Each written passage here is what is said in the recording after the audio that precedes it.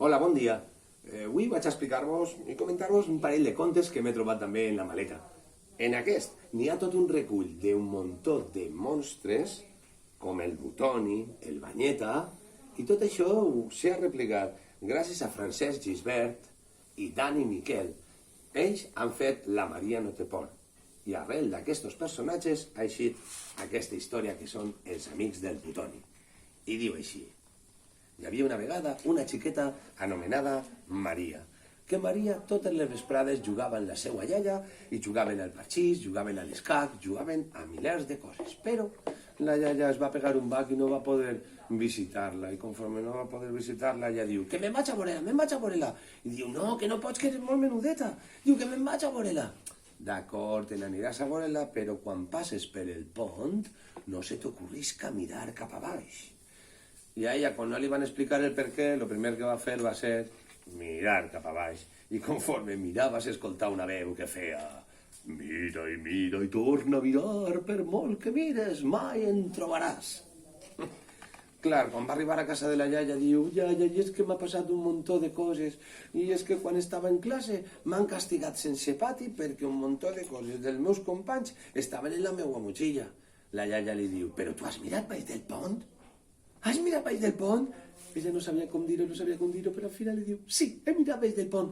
Diu: mal, perquè t'ha posseït el dimoni xicotet, que és un dimoni molt menudet que s'ha escapat de l'escola.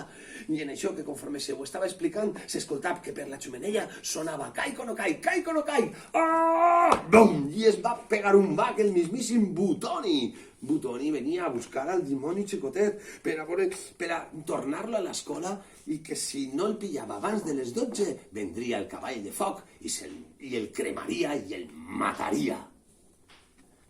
El dimoni xicotet era tan àgil, tan ràpid, que va pegar un bot i se'n va escapar per la finestra. Diu: ai, i és que si no el pilla el cavall de foc el matarà.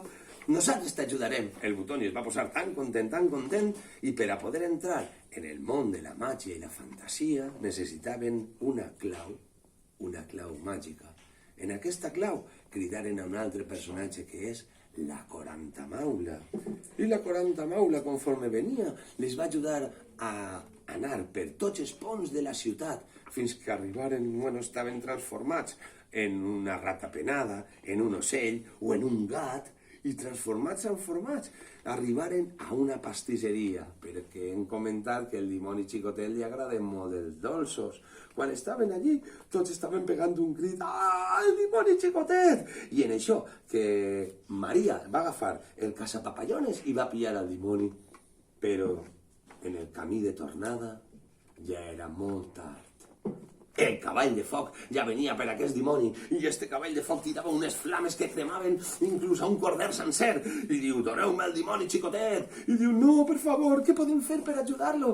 I lo contrari del foc, què és? Què és lo contrari del foc? És l'aigua. I van cridar a l'Encantada, aquesta dona que tan sols ix una nit al dia, la nit de Sant Joan, i van dir: Encantada, per favor, vine a ajudar-nos, Encantada, per favor. I l'Encantada diu: qui m'ha cridat? Quan estava dormint tan a gustet, qui m'ha cridat? Diu que el cavall de foc vol cremar el dimoni xicotet, per favor, ajuda-mos. La dona d'aigua va alçar una mà i va fer una ona tan grandota, i en aquesta ona va apagar el cavall de foc, i cadascun dels seus monstres se n'anaren a sa casa. I la xiqueta va agafar a la seva iaia i li digué: iaia, cada vegada que estic en tu, sempre és una gran aventura. I conte contat, aquest conte ja s'ha acabat. Tanto el culo y...